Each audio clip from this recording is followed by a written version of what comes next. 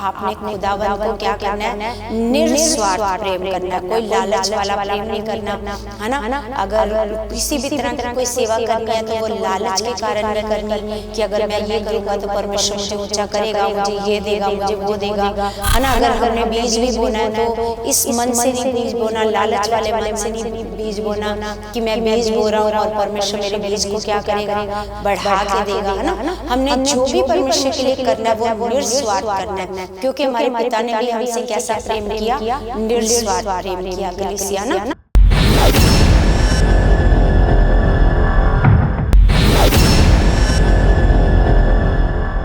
Praise the Lord everyone, God bless you all. परमेश्वर आप सबको बहुत सारी बरकतें और आशीषें मसीह में दे चुके हैं। सर्वशक्तिमान परमेश्वर हमारे बीच में मौजूद है। कलीसिया, उसकी जिंदा सामर्थ, जिंदा ताकत हमारे बीच में मौजूद है, उसकी प्रेजेंस हमारे बीच में मौजूद है। और मेरा विश्वास है कलीसिया कि परमेश्वर आज आपको वचन के द्वारा बहुत सारा उत्साहित कर चुके हैं, बहुत सारा आपको ब्लेस कर चुके हैं, और आज का वचन आपके लिए आशीष का कारण बन चुका है, ये मेरा विश्वास है। तो कलीसिया, आज जो वचन परमेश्वर ने मुझे दिया है वो है मरियम और मार्था के जीवन से हम लोग सीखते हैं। परमेश्वर हमें हर किसी के जीवन से परमेश्वर में सिखाते हैं ना। तो मरियम और मार्था के जीवन से हम लोग सीखते हैं कि मरियम और मार्था और लाजर, है ना, ये क्या करते थे, प्रभु यीशु मसीह से ऐसे प्रेम करते थे, बहुत प्रेम करते थे। और मार्था उनको अपने घर में रोकती थी और उनको अपने घर में बैठा मतलब रोक कर क्या करती थी, ऐसे सेवा करती थी उनके लिए, है ना, खाना बनाती थी। तो हम देखते हैं कलीसिया किस प्रकार मतलब मार्था, मरियम और लाजर प्रभु यीशु मसीह से क्या करते थे, बहुत ऐसे प्रेम करते थे। तो हम एक वचन देखते हैं कलीसिया, लूका की पुस्तक 10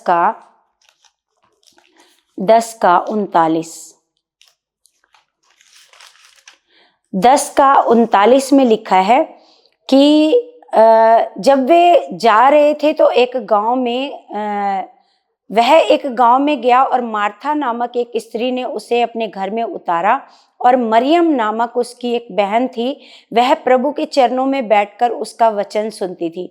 परंतु मार्था सेवा करते करते घबरा गई और उसके पास आकर कहने लगी, हे प्रभु, क्या तुझे कुछ भी चिंता नहीं कि मेरी बहन ने मुझे सेवा के लिए अकेली ही छोड़ दिया है, इसलिए उससे कह कि वह मेरी सहायता करे। प्रभु ने उसे उत्तर दिया, हे मार्था, तू बहुत बातों के लिए चिंता करती है और घबराती है, परंतु एक बात आवश्यक है, और उस उत्तम भाग को मरियम ने चुन लिया है जो उससे छीना ना जाएगा। तो हम देखते हैं कि परमेश्वर ने क्या किया है, परमेश्वर ने सबको अलग अलग सेवा दी है कलीसिया।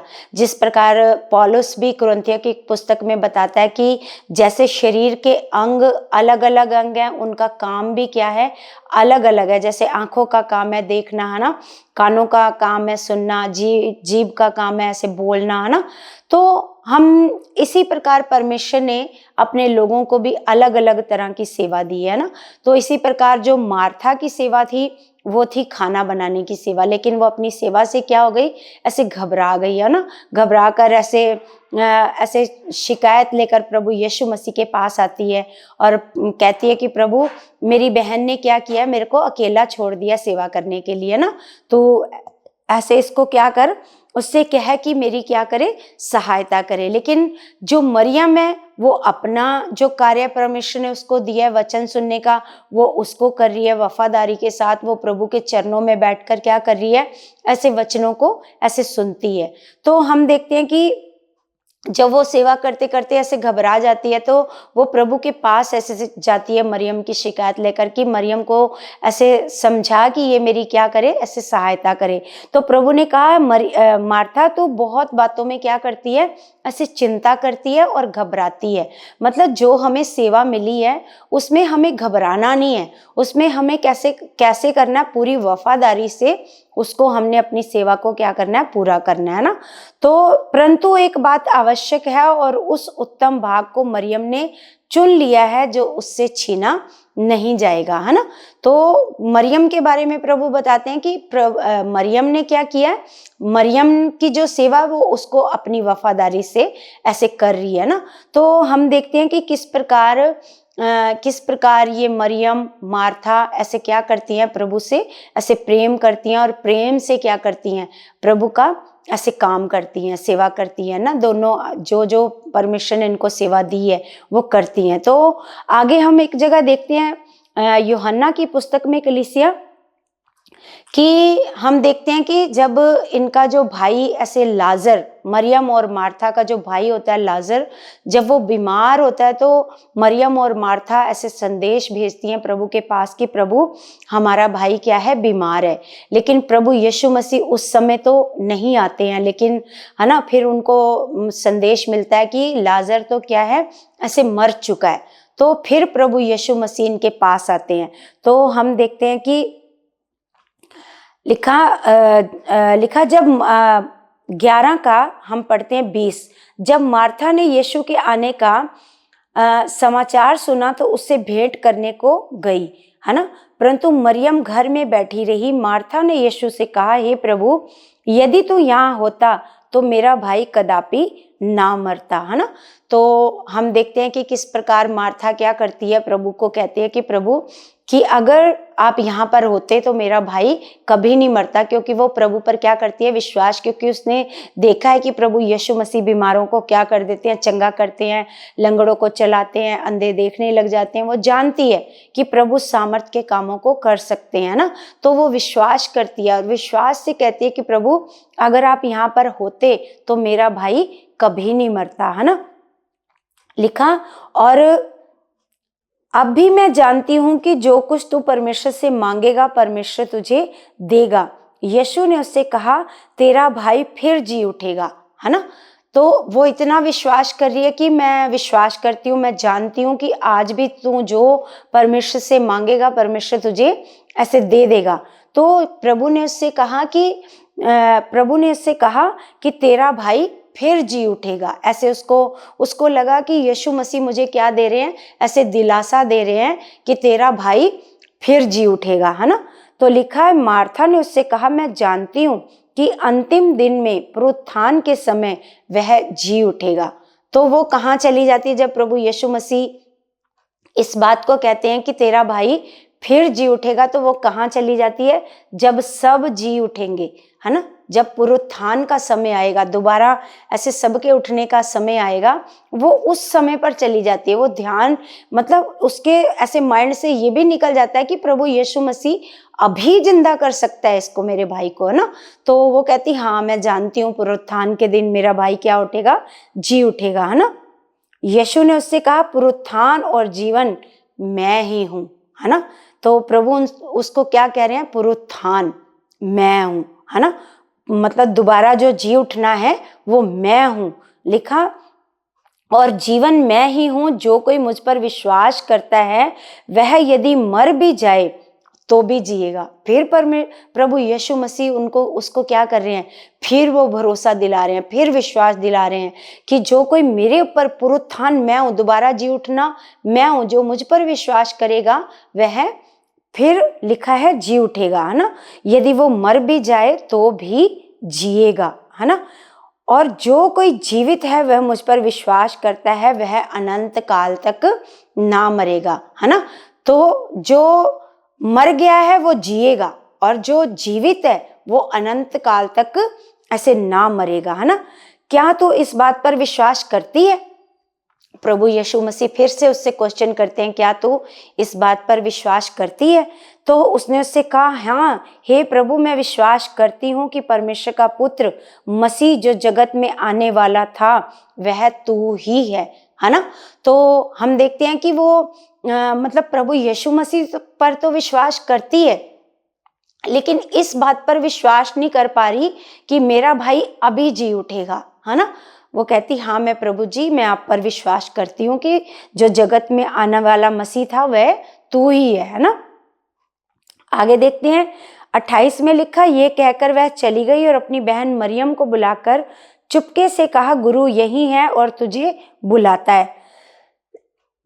ये सुनते ही वह तुरंत उठकर उसके पास आई और यीशु अभी गांव में नहीं पहुंचा था, परंतु उसी स्थान में था जहां मार्था ने उससे भेंट की थी। तब जो यहूदी उसके घर में थे और उसे शांति दे रहे थे। यह देखकर कि मरियम तुरंत उठ के बाहर गई है, ये समझे कि वह कब्र पर रोने को जाती है, तो उसके पीछे हो लिए। जब मरियम वहां पहुंची जहां यीशु था, तो उसे देखते ही उसके पांव पर गिर पड़ी और कहा, हे प्रभु, यदि तो यहाँ होता तो मेरा भाई ना मरता, है ना। तो जो बात मार्था ने प्रभु यीशु मसीह को कही थी, वही बात आकर के मरियम भी उसको कहती है कि अगर प्रभु आप यहाँ पर होते तो मेरा भाई कभी नहीं मरता, है ना।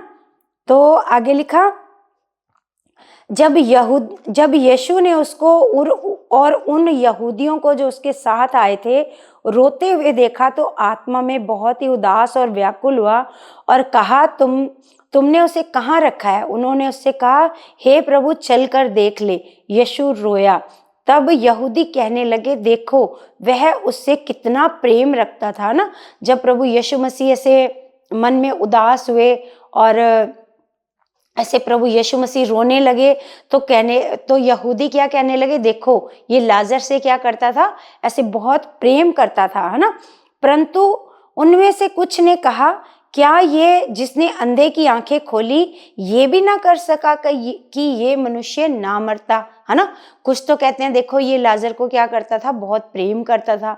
लेकिन कुछ उनमें से कहने लगे, है ना, अगर ये अंधे की आंखें खोल सकता है तो इससे इतना भी नहीं हुआ कि आकर के इसको क्या कर देता, ठीक करता और ये ना मरता, है ना। लिखा, यीशु मन में फिर बहुत ही उदास होकर कब्र पर आया। वह एक गुफा थी और एक पत्थर उस पर रखा था। यीशु ने कहा, पत्थर हटाओ। और उस मरे हुए की बहन मार्था उससे कहने लगी, हे प्रभु, उसमें से अब तो दुर्गंध आती है ना, तो क्योंकि उसे मरे 4 दिन हो चुके हैं। तो अभी भी मार्था ऐसे इस बात पर विश्वास नहीं कर पा रही है कि प्रभु क्या कर सकते हैं, ऐसे जिंदा कर सकते हैं लाजर को ना। तो कहती, प्रभु उसकी कब्र से तो क्या आती है, ऐसे बदबू आती है। उसे मरे हुए तो कितने दिन हो चुके हैं, ऐसे 4 दिन हो चुके हैं। 4 दिन हो चुके हैं तो उसको विश्वास नहीं आ रहा कि प्रभु 4 दिन के मरे हुए को भी महिमा को देखेगी। अभी अभी प्रभु ने उसको ऐसे विश्वास ऐसे दिलाया था, अभी अभी बताया था, लेकिन उसको ऐसे ये बात समझ में नहीं आई, है ना।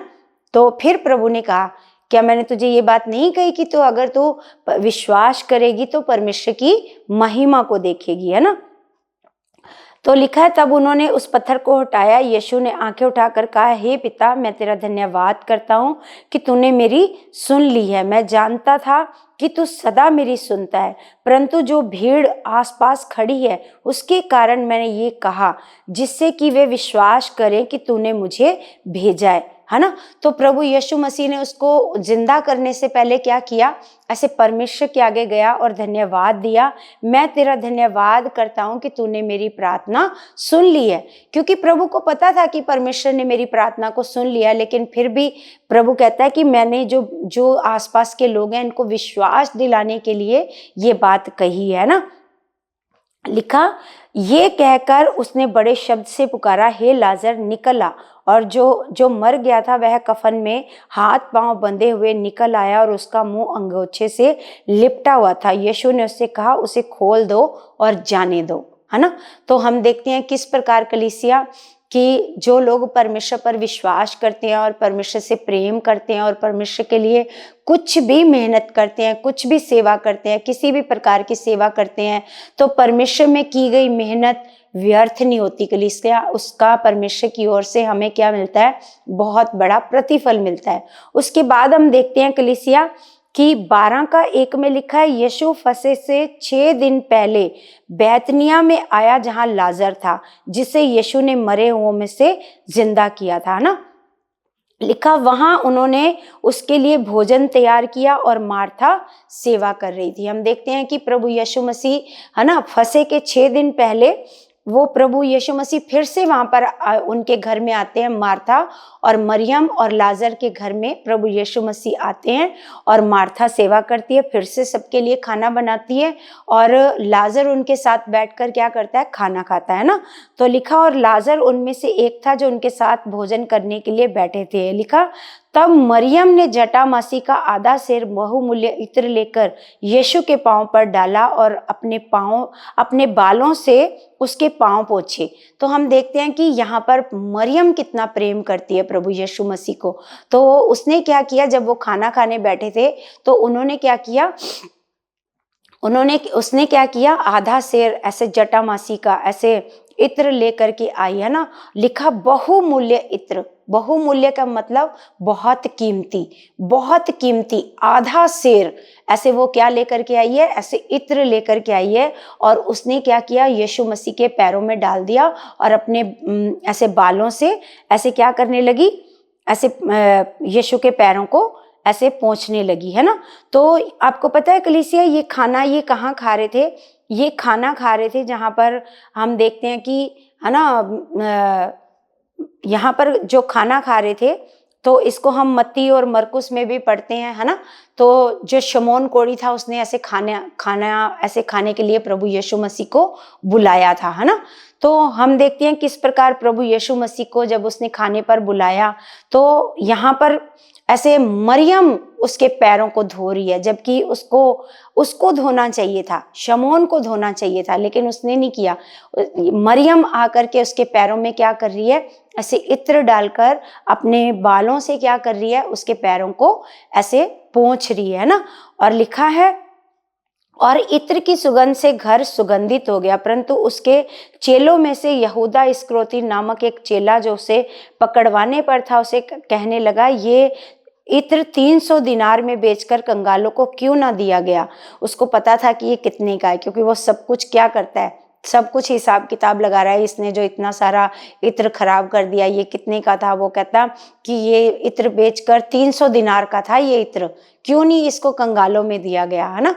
तो लिखा है, उसने ये बात इसलिए नहीं कही कि उसे कंगालों की चिंता थी, परंतु इसलिए कि वह चोर था और उसके पास उनकी थैली रहती थी, उनमें से जो कुछ डाला जाता था वह निकाल लेता था। यीशु ने कहा, उसे रहने दो, उसे यह मेरे गाड़े जाने के दिन के लिए रखने दो। लिखा, क्योंकि कंगाल तो तुम्हारे साथ सदा रहते हैं, परंतु मैं तुम्हारे साथ सदा नहीं रहूंगा, है ना। तो हम देखते हैं कि प्रभु यीशु मसीह ने उसको उत्तर दिया कि मतलब कंगाल तो तुम्हारे साथ सदा रहते हैं, ये मेरे गाड़े जाने के दिन के लिए ऐसे रखने दो इसको, है ना। तो लिखा, कंगाल तो सदा रहते हैं, लेकिन मैं तुम्हारे साथ सदा नहीं रहूंगा। तो ये बात इसलिए प्रभु ने कही क्योंकि प्रभु यीशु मसीह के क्रूस पर चढ़ने का समय बड़ा ही नजदीक था। कुछ ही दिनों के बाद प्रभु यीशु मसीह ने ऐसे क्रूस पर चढ़ना था। तो प्रभु यीशु मसीह जानते थे कि ये मेरी जो मृतक देह है उसको तो इत्र मल नहीं पाएगी, इसलिए पहले से इसने क्या किया, ऐसे इत्र ऐसे डाल दिया, है ना। तो इसलिए प्रभु यीशु मसीह ने ये बात कही है ना। तो हम देखते हैं कलीसिया किस प्रकार जब प्रभु यीशु मसीह को कब्र में डाला गया, जब यीशु मसीह क्रूस पर ऐसे मारे गए, हम सबके लिए कुर्बान हो गए, तो जब यीशु को ऐसे कब्र में डाला गया तो सबसे पहले जो यीशु मसीह को ऐसे जी उठने का जो दिन था, प्रभु यीशु मसीह के जी उठने का दिन, तो जिस दिन तीसरे दिन ऐसे वो इत्र मलने के लिए जाती है ना। तो जब इत्र मलने के लिए जाती है तो ये कौन है, जो प्रभु यीशु मसीह को प्रेम करती है, यही मरियम है जो सबसे पहले, है ना, क्या करने जाती है, यीशु मसीह को ऐसे इत्र लगाने के लिए जाती है। तो वहां पर वो देखती है कि यीशु मसीह की तो जो लाश है वो वहां पर है ही नहीं है, यीशु मसीह तो जी उठे हैं। तो सबसे पहले जो प्रभु यीशु मसीह का जो यीशु मसीह की आत्मिक देह थी, यीशु मसीह को जी उठना ऐसे किसने देखा, मरियम ने, क्योंकि प्रभु यीशु मसीह से वो क्या करती थी, प्रेम करती थी। तो प्रभु यीशु मसीह ने भी क्या किया, उस स्त्री को, उस मरियम को क्या किया, उसको पहले स्थान पर रखा, है ना। सबसे पहले, है ना, जो जी उठना था वो मरियम ने देखा, है ना, आत्मिक देह को मरियम ने देखा। तो किस प्रकार हम देखते हैं कलीसिया, परमेश्वर अपने प्रेम करने वालों को किस प्रकार ऊंचा करते हैं, किस प्रकार परमेश्वर भी उनसे प्रेम करते हैं जो परमेश्वर को ऐसे प्रेम करते हैं। परमेश्वर उनको पहले स्थान पर रखते हैं, उनको उन्नति में लेके जाते हैं, उनको ऊंचाई पर लेकर के जाते हैं कलीसिया। और हम देखते हैं कि जो सौभाग्य किसी को नहीं, यीशु के चेलों को नहीं प्राप्त हुआ, है ना, सबसे पहले देखने का जो सौभाग्य था, स्वर्गदूतों को देखने का जो सौभाग्य था, वो किसको मिला? वो मरियम को मिला। तो सच में कलीसिया, हम देखते हैं कि जो परमेश्वर को प्रेम करते हैं, किस प्रकार परमेश्वर भी उनसे प्रेम करते हैं और किस प्रकार वो अपने जीवन में परमेश्वर की महिमा को देखते हैं, जो परमेश्वर को प्रेम करते हैं। जिस प्रकार हम मार्था के जीवन से, मरियम के जीवन से, लाजर के जीवन से देखते हैं कि जब उन्होंने परमेश्वर को प्रेम किया, परमेश्वर के लिए सेवा की, परमेश्वर के लिए कुछ भी किया, तो परमेश्वर ने उसका क्या दिया? उनको प्रतिफल दिया, उनको ऊंचाई पर लेकर के गए परमेश्वर ना। तो इसलिए हम अपने पिता परमेश्वर का बहुत बहुत धन्यवाद करते हैं कि सच में कलीसिया, आपने भी ऐसे डिसीजन लेना है कि आज से आपने खुदावंद को क्या करना है? निस्वार्थ प्रेम करना है। कोई लालच वाला प्रेम नहीं करना, है ना। अगर किसी भी तरह की कोई सेवा करनी है तो वो लालच के कारण नहीं करनी कि अगर मैं ये करूंगा तो परमेश्वर मुझे ऊंचा करेगा, मुझे ये देगा, मुझे वो देगा, है ना। अगर हमने बीज भी बोना है तो इस मन से नहीं बीज बोना, लालच वाले मन से नहीं बीज बोना कि मैं बीज बो रहा हूं और परमेश्वर मेरे बीज को क्या करेगा? बढ़ा के देगा, है ना। हमने जो भी परमेश्वर के लिए करना है वो निस्वार्थ करना है, क्योंकि हमारे पिता ने भी हमसे कैसा प्रेम किया? निस्वार्थ प्रेम किया कलीसिया ना।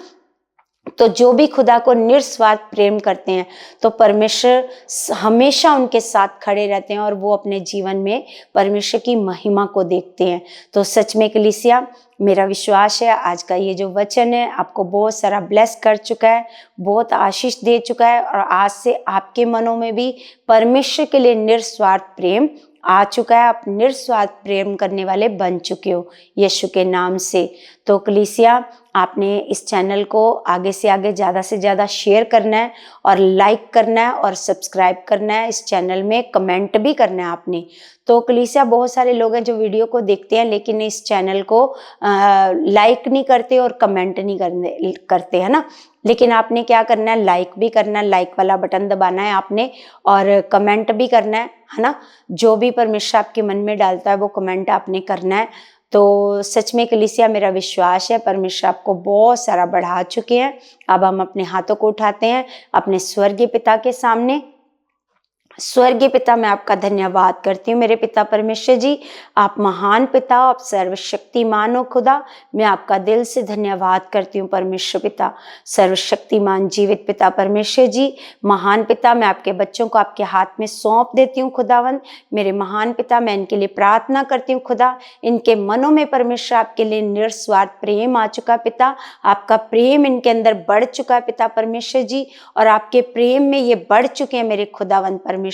आपका सामर्थ्य आत्मा इनके जीवनों में कार्य कर चुका खुदा। ये प्रार्थना के जीवन में परमेश्वर, आत्मिक जीवन में बहुत बढ़ चुके हैं खुदा। तेरे एक एक बेटा बेटी परमेश्वर आपको निस्वार्थ प्रेम करे और आपके कामों में बढ़ते जाएं परमेश्वर। आपके सुसमाचार को फैलाएं मेरे सामर्थ्य पिता परमेश्वर। मैं विश्वास करती हूँ पिता, आप हमारे बीच में हो और आपने हमारी सारी प्रार्थनाओं का उत्तर दे दिया है यीशु मसीह के नाम से। आमीन, आमीन।